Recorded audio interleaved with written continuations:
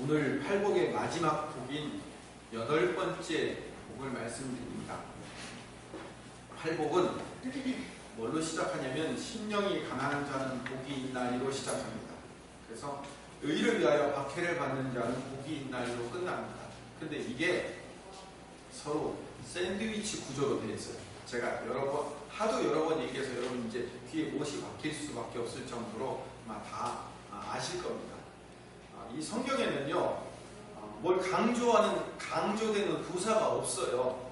매우, 많이, 크게, 이런 말 자체가 없어요. 엄청나게. 이런 말이 없잖아요. 여러분 성경 다 읽어보시면 알겠지만. 그런 부사들이 없어요. 그럼 어떻게 강조를 합니까? 성경은 강조하는 방법이 두 가지가 있는데, 하나는 반복하는 거예요. 같은 얘기를 반복하고 같은 단어를 반복해놓으면 그게 강조인 거예요. 또 하나는 샌드위치 기법이라고 해가지고 위에 있는 말과 앞에 있는 말을 같이 강조를 해놓으면 그 안에 들어있는 모든 말을 다 한꺼번에 강조하는 거예요. 이걸 이제 대꾸법 내지는 샌드위치 기법이라고 얘기해요. 이게 성경의 대표적인 강조법이에요. 팔복도 그렇게 강조되어 있어요. 심령이 가난한 자는 복이 있나니 천국이 그들의 것이며, 마지막에 의를 위하여 박해를 받는 자는 복이 있나니 천국이 그들의 것이며, 맨 처음과 맨 마지막이 뭘로 시작하고 끝나요? 천국이 그들의 것이다로 시작해서 천국이 그들의 것이다로 끝난다는 말이에요. 이게 성경의 대표적인 강조법이에요. 그러면 지금까지 제가 7주 전부터 시작해서 매주마다 한 독씩 이야기를 했죠. 그래서 오늘 마지막 이제 8번째 복이 되는데, 우리가 지금까지 들었던 이 8개의 복은 세상에서 가지고 싶어하는 복이 아니라는 것을 발견하게 됩니다. 자, 그럼 우리가 복이 뭐예요? 우리가 알고 있는 복, 내가 받기를 바라는 복이 뭘까요? 돈 많이 벌고, 사업 잘 되고, 가정이 평안하고, 자녀 잘 되고, 건강하고, 걱정거리 사라지고, 하는 일마다 내 뜻대로 잘 되고, 내 명예가 높아지고, 그걸 뭐예요? 우리는 복이라고 얘기합니다. 여러분, 이걸 복 받았다고 얘기해요. 아니에요? 맞아요. 이거 복 받았다고 얘기를 하잖아요. 그런데 예수님이 지금 8개의 복을 얘기하는 것은 세상의 가치를 이야기하는 게 아니라 하나님 나라의 가치를 얻는 것을 복이라고 얘기를 하더라는 거예요. 그래서 그 하나님 나라의 가치가 뭐냐면 심령, 마음이 가난하게 되는 거고요. 그 다음에 애통하게 되는 거고, 온유하게 되는 거고, 의에 줄이고 목마르게 되며, 긍휼히 여기게 되며, 마음이 청결해지며, 화평케 만들며, 결국 의를 위하여 박해받는 자리로 나가게 되는 것을 예수님이 너 복받았다라고 얘기를 하는 거예요. 그리고 복받은 자들이 천국을 소유할 것이다, 하나님 천국이 그들의 것이다 라고 얘기를 하는 거예요. 째려보지 마세요. 제 얘기 아니에요. 제가 얘기했으면 맞겠네. 예수님이 하신 말씀이에요. 그리고 그렇게 8가지의 복을 천국의 복으로 알고 있는 자들을 천국을 소유했다고 얘기해요. 천국이 그들의 것이다라는 말의 또 다른 말은 천국을 소유한 거예요. 천국, 즉 하나님의 나라를 소유한 거예요. 하나님의 나라를 소유했다는 거예요. 하나님의 나라가 어디에 있는 거예요? 여기 있는 거예요. 마음에 있는 거예요. 하나님의 나라가 마음에 있다는 거예요. 여러분, 천국은 제가 여러 번 강조했지만 하나님의 나라, 천국은 장소의 개념이 아니라 통치의 개념이라고 말씀드렸어요. 천국은 통치. 그러니까 천국이 여기 안에 있으면 이 마음을 누가 통치하는 거예요? 천국이 통치하는 거예요.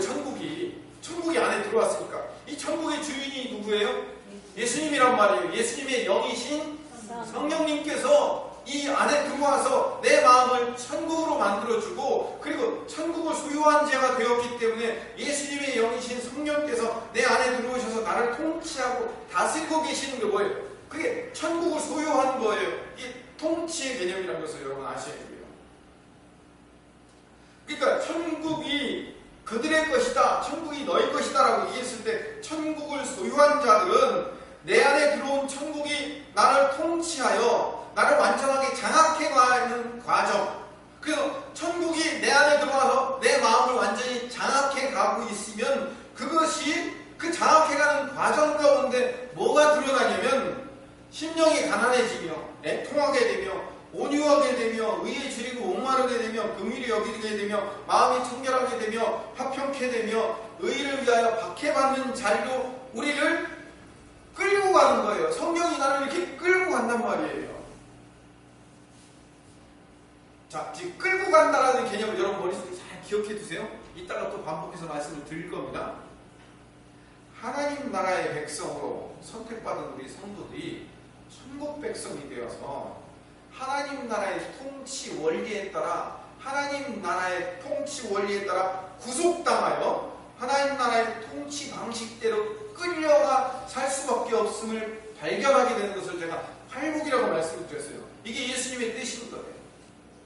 우리는 하나님의 백성이 이미 하나님의 백성이에요. 그래서 하나님의 백성이기 때문에 하나님의 원리와 하나님의 가치로 우리가 살아가야 돼요. 하나님 백성은 하나님 나라의 원리로 살아가야 된다는 것을 세상에 보여주는 거예요. 세상의 원리로 살아가는 게 아니라 하나님의 원리로 살아가야 돼요. 나는 세상의 원리로 살고 싶어요. 세상의 원리를 살고 싶어요. 근데 하나님은, 성령 하나님은 내 안에 오셔서 나를 세상의 원리가 아닌 하나님 나라의 원리로 나를 끌고 가고 싶어 하는 거예요. 나는 세상의 원리로 가고 싶고 성령은 나를 세상의 원리가 아닌 하나님 나라의 원리로 끌고 가고 싶어 하는 거예요. 이거예요.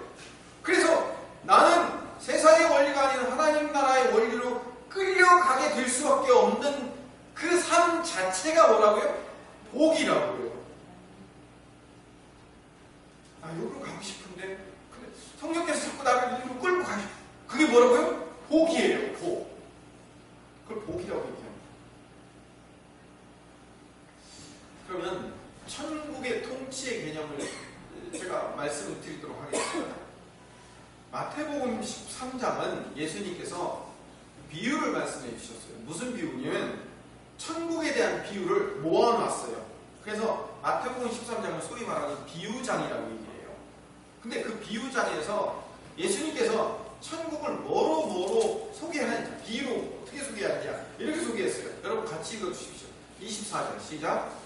예수께서 그들 앞에 또 비유를 들어주시되 천국은 좋은 씨를 제 밭에 뿌린 사람과 같으니 좋은 씨를 제 밭에, 자기 밭에 뿌린 사람이 뭐라고요? 천국이래요.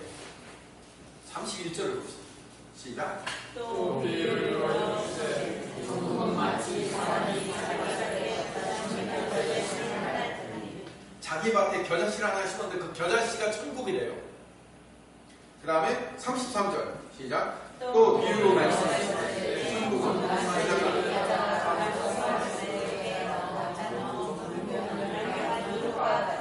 가루 서화를 부풀게 만드는 그 조그만 누룩이 천국이래요. 44절 시작. 천국은 마치 밭에 감추인 보화와 같으니 사람이 이를 발견하면 소수되고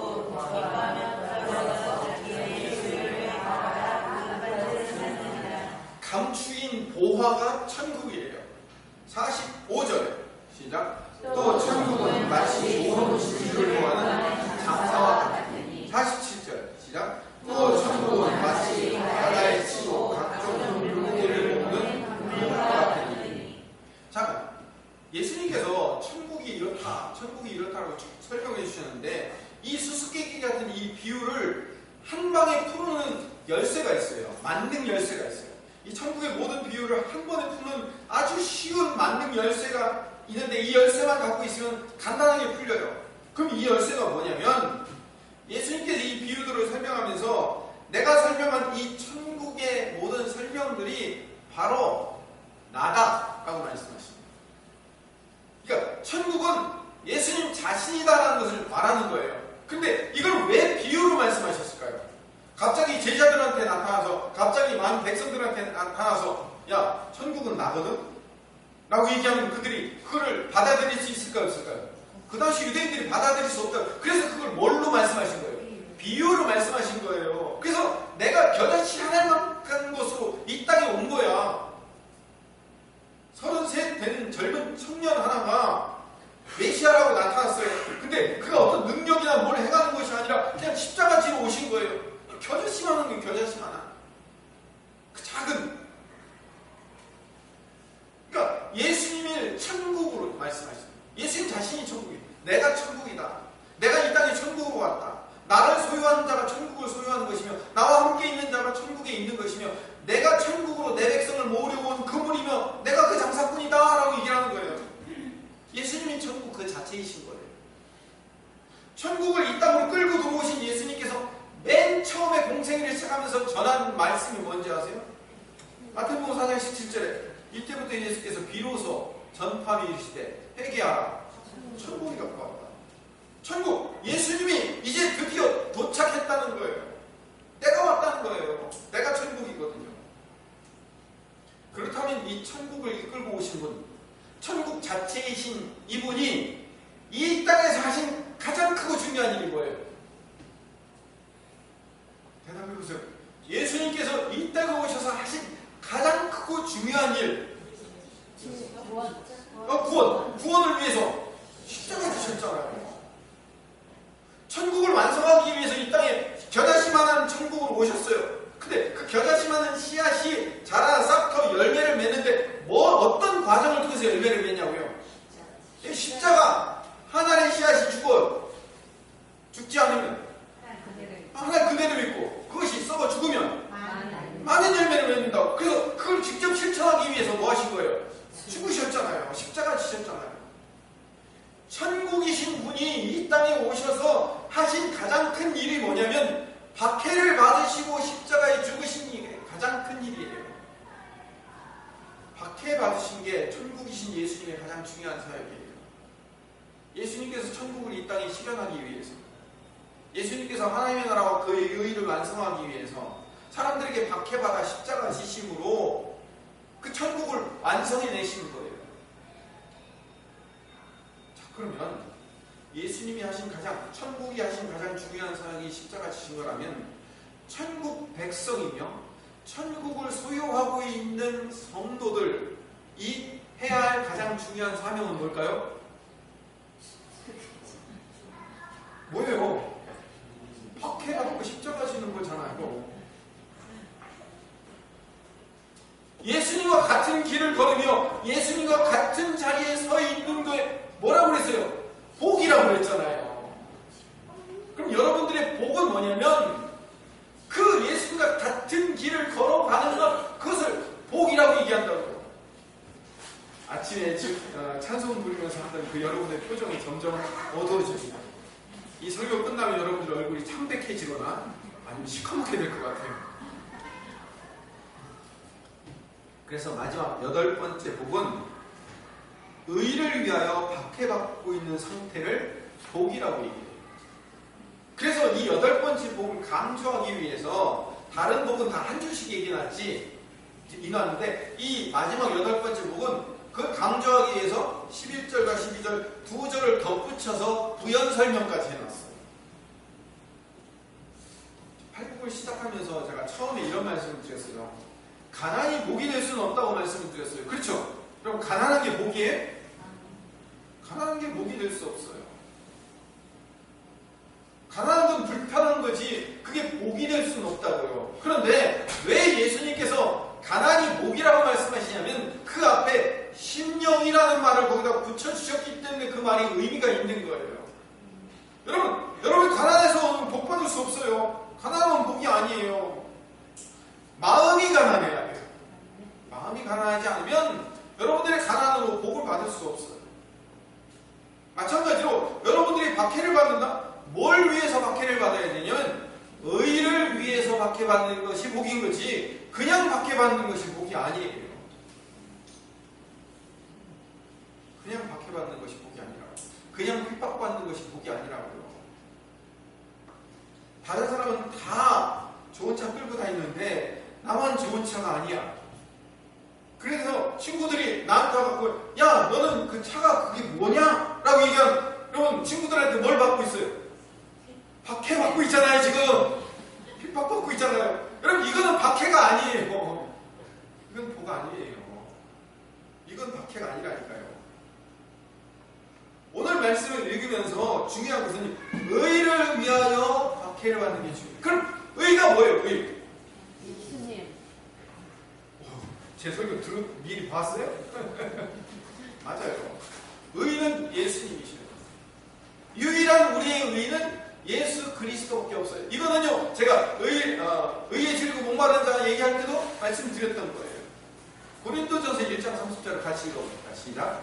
너희는 하나님으로부터 나서 그리스도 예수 안에 있고 예수는 하나님으로부터 나와서 우리에게 지혜와 의로움과 거룩함과 구원함이 되셨으니. 예수는 의로움이 되셨어요. 예수님만이 의로움이에요.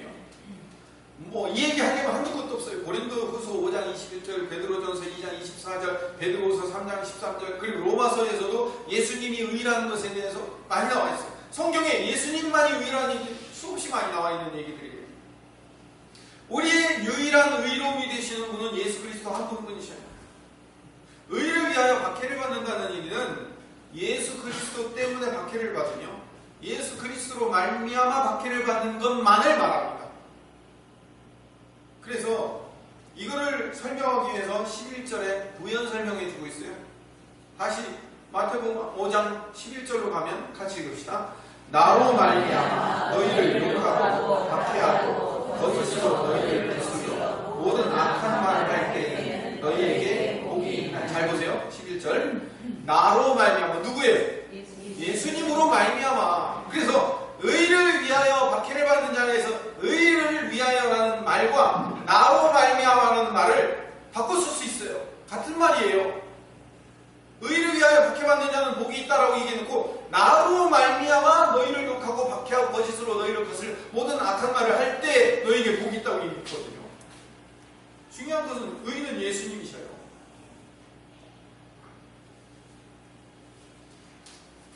여기서 말하는 박해라는 단어는요, 원래는 디오코라는 말, 몸을 박해하다, 안 좋게 하다라는 그 말에서 파생된 데디오그메노이라는 단어인데 이게 수동태예요. 수동태로 어떻게 바뀌어서 이렇게 무슨 말이냐면 맞다, 욕먹다, 해있다 이런 뜻도 있어요. 그런 뜻도 있지만 보다 더 중요한 의미가 거기에 담겨져 있는데 이 데디오그메노이라는 단어는 누군가에 의해서 자기가 원치 않은 방향으로 밀려간다, 끌려간다 이거예요. 그게 박해받다는 거예요. 그러니까 남한테 얻어맞고 욕먹고 해를 입고 하는 것도 맞아요. 박해에 맞는 건데 이 말 안에는 더 깊고 중요한 의미가 담겨져 있는데 누군가에 의해서, 여기서 누굴까요? 성령이시겠죠. 성령에 의해서 자기가 원치 않는 방향으로 밀려가는 상태. 내가 원하는 방향은 어디에 있다고요? 아까 얘기했잖아요. 돈 많이 벌고 잘 되고 자녀들 건강하고 나도 건강하고 행복하고 잘 먹고 잘 사는 내 방향, 세상의 가치를 향해서 가는 그 방향으로 가고 싶은데 내가 원치 않은 방향으로 성령에 의해서 밀려가고 끌려가는 상태라는 거예요. 그러면 내가 안 받고 내가 가난하게 되고 내가 사업 안 되고 내가 문제가 생기고 내 자녀 말 안 듣고가 아니라 내 방향의 초점이 그쪽에 있지 않고 하나님의 나라와 하나님의 의, 다시 말하면 뭐예요? 심령이 가난하게 되며 애통하게 되며 의에 질고 목마르며 화평케 하며 청결케 되며 의를 위하여 박해받는 그 목적을 향해서 내 목적이 세상 가치가 아니라 하나님 나라의 가치를 향해서 내 마음이 옮겨가는 상태, 끌려가는 상태를 박해라고 얘기합니다. 그게 복이자 박해예요. 그래서 팔복은 내가 추구해야 될 가치이기도 하지만 내 안에 천국으로 들어오신 성령께서 나를 하나님 나라로 끌고 가는 상태를 말합니다. 마태복음 6장 33절 말씀, 우리가 너무나도 잘 아는 말씀이에요. 읽어봅시다. 그런즉 너희는 먼저 그의 나라와 그의 의를 구하라. 그리하면 이 모든 것을 너희에게 더하시리라. 성도의 삶의 목적은 하나님의 나라와 하나님의 의, 여기 있잖아. 하나님의 나라와 하나님의 의라는 그 하나님 나라의 가치를 향해서 밀려가고 끌려가는 상태를 복이라고 얘기해요. 그렇게 내가 그쪽으로 밀려가고 끌려가고 있으면 이 모든 것을 너희에게 더하시리라. 나머지 것들이 따라올 수밖에 없는 거예요. 따라오는 것은 그건 중요하지 않아요. 따라올 수도 있고 안 따라올 수도 있지만 예수님이 말씀하시는 것은 나머지 것들은 그냥 알아서 따라오는데요. 중요한 것은 내가 이 목적을 향해서 여기로 끌려가는 것이 복이라는 거예요. 그래서 내가 이쪽으로 끌려가고 이쪽으로 밀려가기 때문에 내가 바라보는 초점, 세상의 가치, 세상의 목적, 그 목적을 이루지 못함으로 말미암은 손해, 상처를 박해라고 얘기합니다. 예수님이 내 인생의 유일한 목적이며 이유이며 가치 중심으로 놓고 살기 때문에 내 인생이 자연스럽게 박해가 따라올 수밖에 없어요. 예수님이 나를 박해받는 삶으로 끌고 가신다니까요. 왜냐면 내 목적이 여기였는데 이쪽으로 끌고 가야 되니까. 그래서 이쪽을 향해 있는 마음이 저쪽으로 끌려가야 되니까 뭐예요? 박해죠, 그게. 한번 생각해보세요. 나는 이리로 가고 싶은데 누가 와서 나를 저쪽으로 자꾸 끌고, 나 그쪽으로 가기 싫은데 그러는데 자꾸 그 사람의 힘이 더 세갖고 내가 자꾸 끌려가면 뭐예요? 그것 자체가 뭐예요? 박해잖아요. 성령께서 우리를 그렇게 박해의 자리를 끌고 가신다니까요. 근데 주님께서 그 박해의 자리를 우리를 끌고 가시는 것이 기쁨이래요. 또 도대체 이해할 수 없는 말을 하십니다. 12절 봅시다. 5장 12절 말씀. 마태복음 5장 12절. 시작. 기뻐하고 즐거워하라. 하늘에서 너희의 상이 크리라. 너희 전에 있던 선지자들도 이같이 박해하였느니라. 그걸 기뻐하고 즐거워하라는 거예요. 예를 한 사람들만 들면 모세가 바로 왕의 공주의 아들로서 자라나서 거기서 평생 내가 하고 싶은 대로 마음껏 할 수 있는 존재인 줄 알았는데 거기서 하나님께서 모세를 어디로 끌고 가셔요? 광야로 끌어내시잖아요. 하나님의 백성들을 살리는 자리로 모세를 끌고 가시는 거예요. 근데 그거를 기뻐하고 즐거워하래요. 베드로 사도가 이거와 똑같은 말을 했어요. 베드로전서 4장 12절을 읽어봅시다. 시작. 사랑하는 자들아 너희를 연단하려 오는 불시험을 이상한 일 당하는 것 같이 이상히 여기지 말고 오히려 너희가 그리스도의 고난에 참여하는 것으로 스톱이요? 그리스도의 고난에 참여하는 것으로 뭐하라고요? 즐거워하래요. 아까 마태복음에 예수님께서 핍박당하는 것 그 일 자체를 즐거워하라고 얘기하는 것처럼 우리가 베드로 사도도 그리스도의 고난에 참여하는 것으로 즐거워하래요. 계속 읽어봅시다. 이는 그의 영광을 나타내실 때 너희도 즐거워하고 기뻐하게 하려 함이라. 14절 시작. 너희가 그리스도의 이름으로 시험을 당하는 복이 있는 자보다 영광의 영 곧 하나님의 영이 너희 위에 계시니라. 여기 지금 마태복음 5장 10절 말씀과 똑같은 말씀을 하고 있어요. 너희가 그리스도의 이름으로 치욕을 당하면 너희를 위하여 박해받는 자는 복이 있도다, 복이 있도다 똑같이 얘기하고 있잖아요. 단어가 틀릴 뿐이지 같은 얘기를 지금 반복하고 있는 거예요. 그리스도의 고난에 성도가 참여하고 있다는 것 자체가 기뻐하고 즐거워할 일이라는 사실을 베드로 사도가 그대로 이야기하고 있습니다. 예수님도 같은 이야기를 하셨어요. 예수님도 요한복음 16장 33절에 뭐라고 말씀하시냐면 같이 읽읍시다. 이것을 너희에게 이르는 것은 너희로 내 안에서 평안을 누리게 하려 함이라. 세상에서는 너희가 환난을 당하나 담대하라. 내가 세상을 이겨노라. 세상에서는 환난을 당해요. 왜? 세상 사람들도 이쪽 목표를 향해서 가는데 나도 똑같이 그쪽 목표를 향해서 똑같이 가면 아무런 불편함이 없는데 나는 성령께서 그쪽 목표가 아닌 다른 쪽 목표를 끌고 갈 수 있도록 나를 밀어내고 나를 끌어내서 저쪽을 향해서 가도록 만드니까 그게 뭐예요? 그게 핍박이고 그게 환난일 수밖에 없는 거예요. 그거를 당할 때 담대하라는 거예요. 왜? 예수님이 세상을 이겼기 때문에. 여러분 왜 이게 기뻐해야 되는 일인지 아세요? 왜 이게 즐거워해야 되는 일이며 왜 환난을 당하나 담대할 수밖에 없는지 아시냐고요.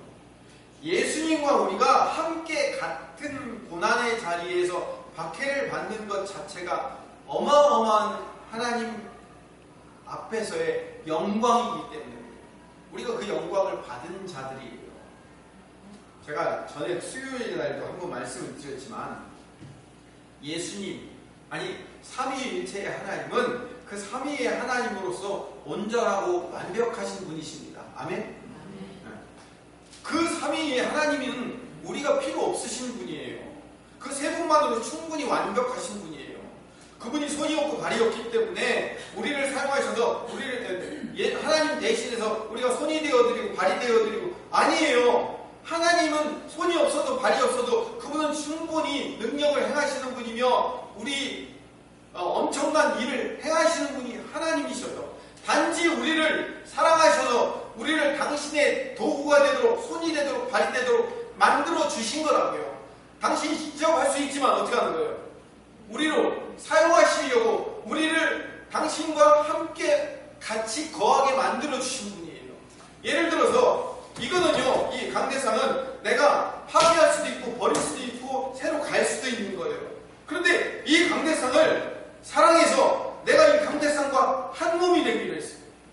그래서 성형외과 의사에게 내 몸을 이 강대상에 붙여달라고 했어요.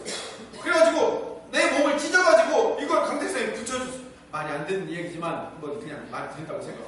이게 붙어놨어요. 붙으면 어떻게 되는 거예요? 이 강대상과 나는 한 몸이 되는 거예요. 얘가 죽으면 나도 죽고 내가 죽으면 얘도 죽는 한 몸이 되는 거예요. 그래서 함께 가야 돼요. 나의 영광이 얘의 영광이고 얘의 영광이 나의 영광이고 나의 기쁨이 얘의 기쁨이고 얘의 기쁨이 내 기쁨이 되는 거예요. 일부러 예수님이 수술을 해가지고 여기다 붙어놓은 거예요. 그래서 이 불편한 이 강대상을 들고 다니시는 거예요. 그게 예수님이신 거예요. 그게 예수님의 십자가 사건이라고요. 우리가 원래 필요 없으신 분이신데 우리를 사랑하셔서 우리를 만들어 우리와 함께하기 위해서 십자가를 지심으로 말미암아 예수님과 우리를 하나로 붙여놨어요. 그래서 에베소서에 보면 예수님 원이고 우리를 몸으로 만들어 지체로 만들었다고요. 예수님과 우리가 하나라니까요. 예수님이 죽으면 나도 죽고 예수님이 살면 나도 살고 예수님의 기쁨이 내 기쁨이고 내 기쁨이 예수님의 기쁨이 되는 한 몸이 되도록 만드신 거예요. 운명 공동체가 된 거란 말이에요. 예수님과 하는 거 봐서 현찮게 하면 그냥 딱 잘라버리고 좀 괜찮게 하면 붙여주고 그거 아니에요. 아예 십자가로 나와 함께 아주 딱 붙어버리셨다니까요. 성형수술 꾸며버리셨다니까요.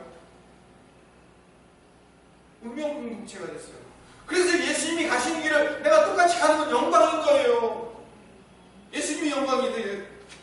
그래서 요한복음 15장 18절에 같이 읽읍시다. 세상이 너희를 미워하면 너희보다 먼저 나를 미워한 줄 알라. 너희가 세상에 속하였으면 세상이 자기의 것을 사랑할 것이다. 너희는 세상에 속하지 아니하고 오히려 내가 너희를 세상에서 택하였기 때문에 세상이 너희를 미워한다. 내가 너희의 종이 주인보다 더 크지 못하냐 하려 알아. 사람들이 나를 박하였은즉 너희도 박할 것이요 내 말을 지켰은즉 너희 말도 지킬 것이다. 세상이 나를 박해했기 때문에 너희들도 세상이 너희들을 박해할 거라고 얘기하는 거예요. 우리는 한 몸 된 자들이야. 한 공동체로 한 몸과 머리가 됐기 때문에 같이 가야 같이 갈 수 있어요. 여러분 보세요. 내가 여기다가 성형수술해서 붙여놓으면 내가 어디 가려면 어떻게 해야 돼요? 다시 성형수술해서 떼어놓고 어디 갔다 와요? 아니잖아요. 여기 붙으면 같이 다녀야 돼요. 잠도 같이 자야 되고 밥도 같이 먹고 그런 거예요. 예수님과 우리는 한 배를 탈 수밖에 없는 거예요. 이제 더 이상 떨어질래야 떨어질 수가 없어요. 우리가 떨어지려면 어떻게 해야 돼요? 예수님 죽으셔야 돼요. 그래야 떨어져요. 점점 표정이 어두워갑니다. 할 수 없어요. 예수님의 말씀의 결론이 예수 그리스도를 위한 박해는 복이며 그 복을 누리는 자가 천국을 소유한 자다라는 거. 분명히 예수님 말씀하죠. 제가 한 얘기가 아니에요. 자, 그럼 오늘 말씀의 결론을 일찍 내리겠습니다. 여러분은 예수 그리스도와 한 몸이 된 자들입니다. 예수님이 십자가적 박해를 받는 자리로 가셨기 때문에 우리도 그 자리에 가는 것이 복이며 그 자리에 갈 거라고 말씀하십니다. 요한복음. 여러분은 예수님을 위한 박해를 뭘 받고 사십니까? 지난주에 무슨 박해 받고 사셨습니까? 왜 빙긋이 웃으세요? 무슨 박해를 받고 사셨습니까? 2019년을 살아가고 있는 현대 그리스도인들은 박해받을 일이 거의 없습니다. 예수님 위해서 박해받을 일이 거의 없어요. 안 믿는 집에 시집가거나 장가 가서 나 혼자만 예수 믿으려고 애를 쓰고 힘쓰는 그런 몇몇 사람들이 있긴 있죠. 안 믿는 직장에서 나 혼자만 예수 믿으려고 애를 쓰다 보니까 욕먹고 박해받는 일이 있죠. 지금도 이슬람권이나 공산권에 선교사들 가서 그 예수 그리스도를 전하려고 목숨 걸고 박해받는 사람들 있어요. 그런데 대부분의 2019년을 살고 있는 현대 그리스도인들에게 무슨 박해가 있습니까? 박해 뭐 받고 오셨습니까? 앞으로 여러분들이 무슨 박해를 받을 예정이십니까? 없잖아요. 우리 박해 안 받고 살아요, 지금. 우리 인간은요, 아니, 우리 성도들뿐만, 인간뿐만 우리 성도들 자체도요, 늘 우리는 쉽게 가고 편하게 가고 싶은 본성이 있어요. 속으면 안 돼요. 세상이 우리를 위협해요. 세상이 우리를 어떻게 위협하는지 아세요? 세상이 시키는 대로 하지 않으면 망하게 하겠다고 우리를 위협해요. 너 세상이 원하는, 세상이 가는 그 사고방식, 세상은 성공해야 돼, 세상은 건강해야 돼, 세상은 돈이 많아야 되고, 세상은 이렇게 살아야 사람들이 인정해주고 칭찬해주는 거야 라는 세상의 가치가 있단 말이에요. 그 가치대로 살지 않으면 안 돼. 너 그렇게 살면 욕먹어. 너 그렇게 살면 사람들한테 손가락질 당해. 너 그렇게 산다고 해서 좋은 꼴 못 봐 라고 세상이 우리를 향해 뭐 한다고요? 위협해요. 세상이 우리를 박해한다고요. 제가 아주 기초적이고 아주 기본적인 신앙에서부터 우리의 박해 상황에 우리가 직면하지 않고 있다는 것을 예로 들어보겠습니다. 제가 누구를 얘기하려고 한 게 아니라 예를 드는 겁니다. 오해하지 마세요. 스스로 우리는 박해받을 상황에서 도망가고 있어요. 이걸 아주 쉽게 설명하기 위해서 마태복음 10장 34절을 읽어봅시다. 39절까지 같이 읽어주십시오. 내가 세상에 화평을 주러 온 줄로 생각했으나 화평이 아니라 겁을 주러 왔노라. 내가 오는 곳은 사람이 아버지와 딸이 어머니와 며느리가 시어머니와 놀랍게 하리라니 사람의 원수가 자기 집안 식구리라. 아버지나 어머니를 나보다 더 사랑하는 자는 내게 합당하지 아니하고 아들이나 딸을 나보다 더 사랑하는 자도 내게 합당하지 아니하고 또 자기 시간을 주고 나를 따르지 않는 자도 내게 합당하지 아니하니라. 자기 목숨을 얻는 자는 잃을 것이요 자기 목숨을 잃는 자는 얻으리라. 아멘. 주께서 이 땅에 오신 것은 화평을 주러 오신 게 아니고 검을 던지러 오셨다고 합니다.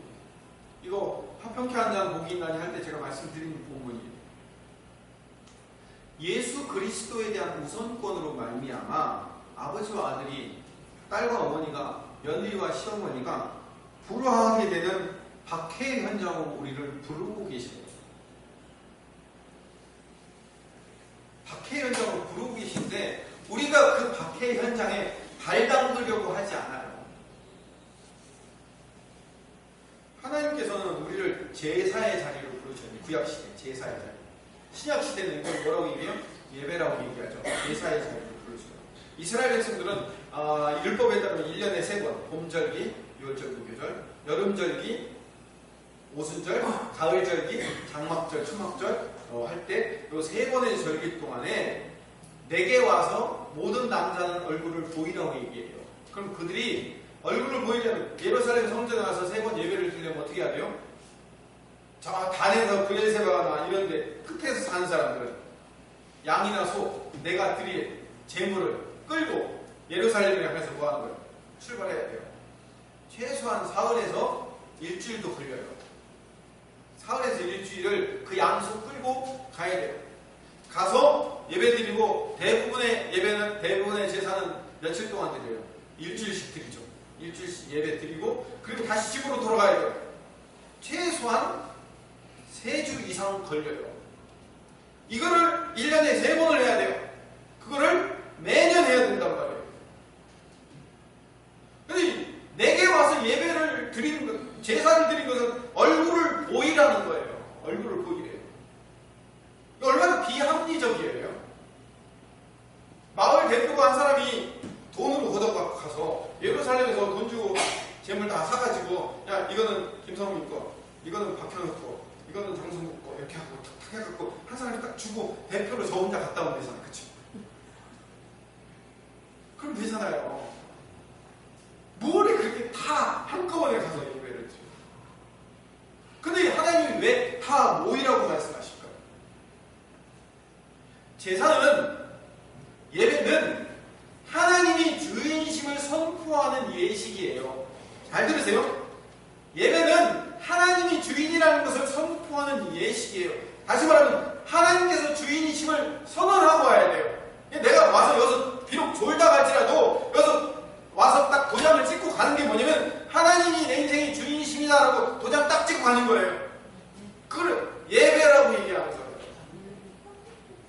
우리 모두가 하나님이 내 인생의 왕이시며 하나님이 내 인생의 전부이시며 하나님이 내 인생의 주인이십니다를 고백하고 가야 돼요. 하나님께서 주인이라는 사실을 믿음의 도장을 찍고 가야 되는 거예요. 이거를 예배라고 얘기해요. 그런데 우리는 우선권이 너무 많아요. 예수 그리스도 말고도 우선권이 많아요. 직장이 내 삶의 주인이에요. 그래서 직장이나 내 사업이나 일이나 생겨갖고 아주 중요한 일이 생겨요. 그럼 어떻게 해야 돼요? 우리끼리 얘기해봅시다. 중요한 일이 생기면 어떻게 해야 돼요? 예배 빠지고 가면 되잖아요. 예배 한 번 안 드린다고 뭔 일이 생겨요? 예배 한 번 안 드린다고 뭔 일이 생기냐고요. 안 생겨. 괜찮아요. 그러니까 그 더 중요한 일을 갔다 오면 되는 거예요. 녹화할 때 또 여기만 딱 잘라놓고 우리 부모가 더 중요할 수 있어요. 부모가 아프시고 문제가 생기고 어렵고 그러면 그리고 생일이시고 잔치가 있고 그러면 갔다 와야죠. 안 갔다 오면 불효자잖아요. 불효자. 어떻게 거기를 안 갔다 와요? 우리 자녀가 중요해요. 여러분 자녀가 열이 나서 펄펄 끓면 어떻게 돼요? 어디서부터 가야 돼요? 병원부터 가야지요.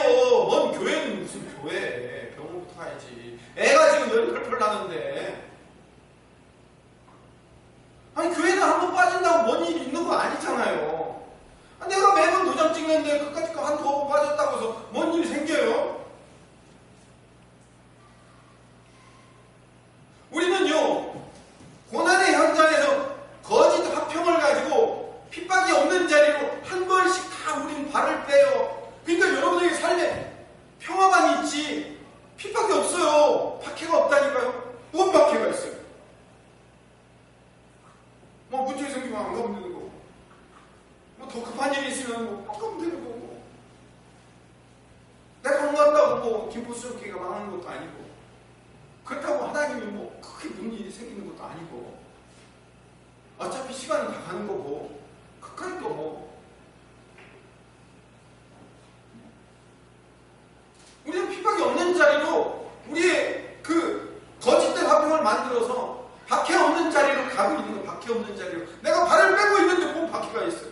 내가 그 자리에 발을 빼고 있는 거예요. 다니엘이 우상을 향해서 절하고 하나님 향해서 다른 신은 절대 절하지 말라고 느부갓네살 왕이 말하면 창문을 열어놓고 하루 3번씩 그동안 했던 대로 계속해서 기도하는 거예요. 그러니까 뭐 하는 거예요? 다니엘을 끌고 가잖아요. 풀뿌리 집어넣으려고 하고 사자굴에 집어넣으려고 하잖아요. 근데 여러분 문 닫고 입을 뒤집어 쓰고 예배하면 박해의 상황이 없어요. 내가 그 박해의 자리에서 아이고 내가 문 닫고 입을 뒤집어 쓰고 한다고 하나님께 예배 안 드리는 거 아닌데 뭐? 라고 해서 내가 문 닫고 입을 뒤집어 쓰면 누가 하냐고요. 조용히 혼자 속으로 하나님 내가 예배하고 있어요 하고 하면은 아무도 모르잖아요. 다니엘이 그 박해의 자리에서 한 발 뒤로 뺀다면 박해 자리 없는 거예요. 박해가 없다고요? 박해가 없는 게 아니라 여러분이 박해의 자리에서 한 걸음 뒤로 물러서는 거예요. 제가 남대중교회 다닐 때 어려서 그 많은 신앙의 그 신앙을 갖고 있는 자들의 이야기를 들어보면요. 그래서 애가 아픈데 어떻게 할 길이 없으니까 그 열나는 아이를 끌어안고 주일날 와서 앉아서 단 1분이지만 하나님, 내가 먼저 주님 앞에 왔습니다. 주님, 이 아이를 살려주세요. 이 아이 열이 내려가게 해주세요. 하고 잠깐 앉아서 1분이라도 기도하고 그리고 병원에 향해서 달려가는 그런 믿음. 옛날에 그런 믿음 많았었어요. 요즘 왜 그런 게 없냐? 주일날 정말로 피치 못할 상황이 생겨갖고 못 올 수 있어요.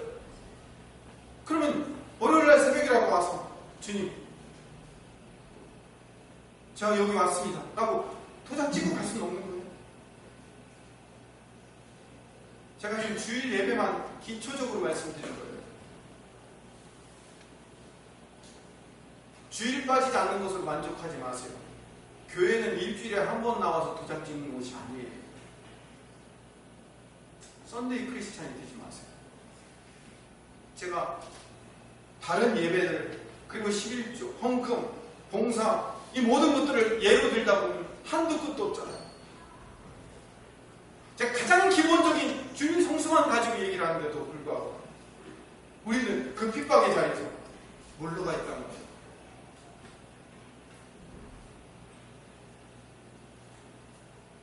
여러분의 거짓 평화를 위해서 우선순위에서 예수 그리스도가 2위로 밀려가고 있어요. 예수님을 2위에 놓으면 여러분은 핍박이 없어요. 예수님을 1위에 놔야지 여러분에게 핍박이 생긴단 말이에요. 제가 간절한 마음으로 말씀드립니다. 여러분이 당하는 사고나 질병이나 자녀가 말 안 듣는 것과 남편, 아내가 말씀 부리는 모든 것은 박해 아니에요. 그거는 제가 애통하는 자는 복이 있나니 할 때 말씀드렸죠. 유사 애통을 주어서 하나님과의 그 깊은 관계가 깨진 것이 얼마나 애통인 것을 깨닫게 만드는 유사 애통일 뿐이라고 얘기했어요. 박해는 예수 그리스도를 위한, 예수 그리스도 때문에 당하는 고난만을 이야기하는 겁니다. 여러분, 언제부터 예수님이 여러분의 인생에서 2등이 되었습니까? 여러분 입에서 매일 예수님은 나의 왕이라고 고백하잖아요. 왕이신 나의 하나님, 내가 주를 높이고, 왕이신 하나님이며 주를 높이겠다고 여러분의 입으로는 고백하면서 왜 예수님이 여러분의 인생의 2등이 돼요?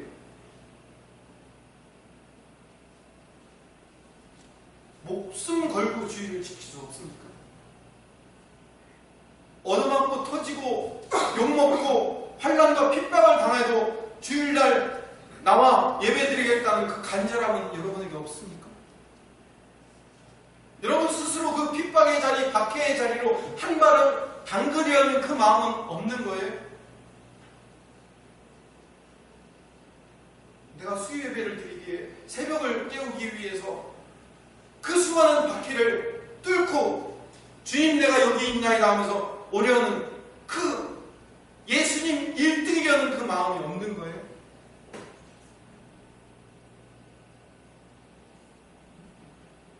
우리는 늘 예수님이 1등이라고 얘기해요. 예수님이 내 왕이시며 내 주인이라고 얘기하지만 입만 얘기하는 거고 우리의 삶은 예수님이 2등이에요. 문제가 생기면 그 문제 뒤에 2등. 부모하고의 문제가 있으면 부모 뒤에 2등. 자녀와의 문제가 있으면 자녀 뒤에 2등. 직장의 문제가 있으면 직장 뒤에 2등. 예수님은 늘 2등이셨어요. 1등이지 않으셨어요.